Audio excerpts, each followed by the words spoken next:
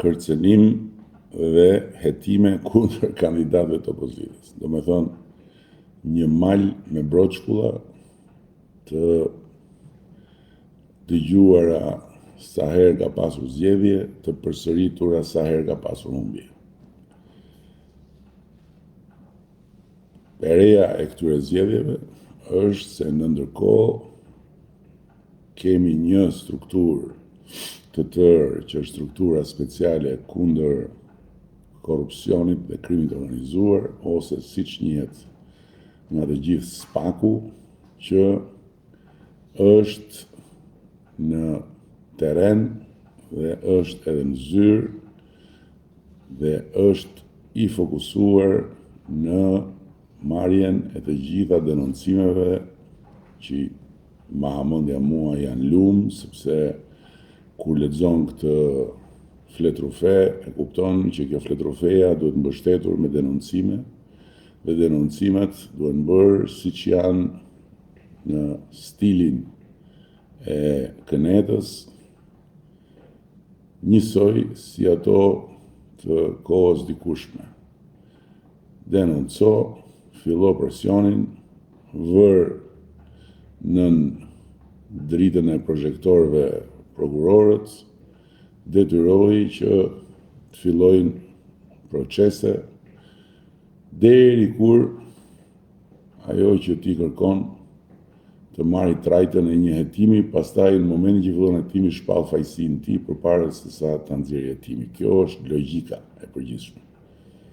Dhe duke qenë se kam qenë edhe vetë pre e një kallëzimi të rrem,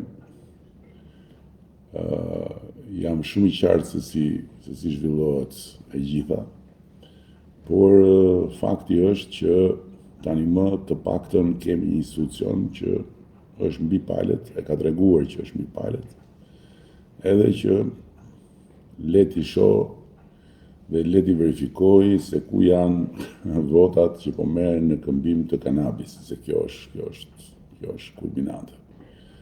Pastaj, për sa i përket punësimeve elektorale, theksoj se përpara fillimit fushatës, kohë përpara, qeveria ka nxjerrë një vendim dhe ka ndaluar të gjitha llojet e punësimeve, gjë që nuk e kërkon ligji, por e ka bërë qeveria.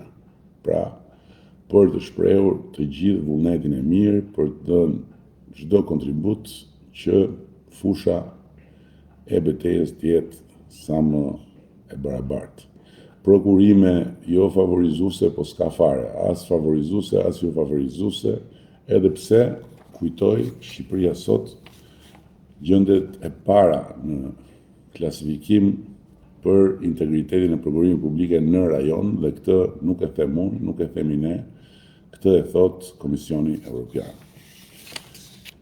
Abuzime me mediat, tani unë nuk e di për çfarë bëhet fjalë, por unë di një gjë, që mediat janë në pozitat më abuzive në raport me popullin, kur vjen puna tek komentet e sondazheve të pavarura që bëjnë sa një ekran në tjetrin, dhe ku të gjitha sondazhet thonë se shumica e popullit mbështet Partinë Socialiste, shumica e popullit mendon se Shqipëria po shkon në drejtimin e duhur, dhe ndërkohë në media komentohet se populli është i smur, populli është çmendur, populli është i shitur, populli është i blerë, populli është frikacak, e të gjitha këto me radhë.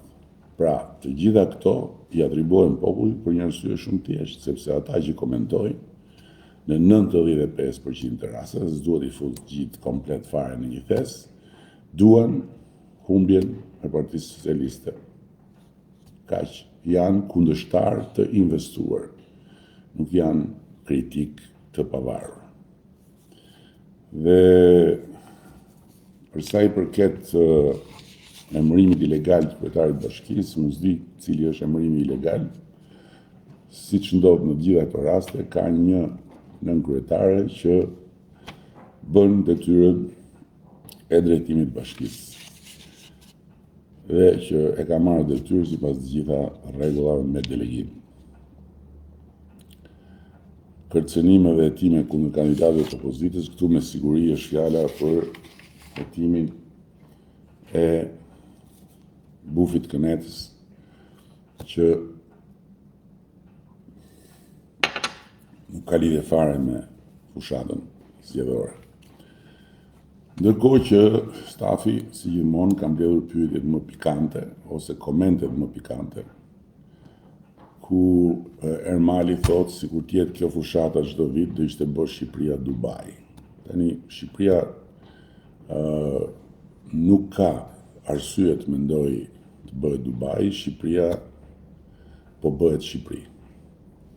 Dhe po bëhet Shqipëri, do me thënë, po bëhet një vend me emrin e vet, me respektin e vet në kombëtar dhe me forcën e vet tërheqëse, se ndryshe nuk do vinin këtu Ermal 12 milion turistë. Dhe ndërkohë, sikur të jetë kjo fushata çdo vit, nuk e di ç'do me thënë, po për mua i vetmi ndryshim nga jo çdo vit, nga çdo ditë këtu e 3 mandate në këtë zyrë është se në fushat ka mitingje. Në të përditshme nuk ka mitingje. Po takime, vizita, inspektime, diskutime janë të përditshme. Mjafton të shkosh dhe të shikosh në të gjithë historikun e kësaj faqe dhe do shohësh që është fushat permanente që nga dita e parë në kuptimin e intensitetit të lëvizjes dhe të komunikimit. Dakord? More të mirë ku është debati konstruktive, ku janë argumentat, ku është programi, që janë këto turmat e eksituara, Urraja, Berihaja. Igriti nuk ke pse për buz, as pse për qesh, ata që me dëshirën e tyre marrin pjesë në takime dhe mëdha publike të partive politike. Për sa i përket argumentave dhe programit, është shumë interesant, sepse programi është mjafton të duash ta gjesh dhe gjen vetëm të kesh ama kohë dhe nerva që ta lexosh deri në fund, se programi ynë është program qeverisës, është i detajuar në çdo aspekt. Ne nuk jemi një parti politike që duam të vim në qeveri, që nuk dim fare se ç'është qeverisja, që s'kemi qenë ndonjëherë kurrë brenda në mekanizmin e shtetit, edhe imagjinojmë se si mund të bëhet dhe shtojmë dozat nga dëshira që ta bëjmë këtë gjë të duket fush me lule.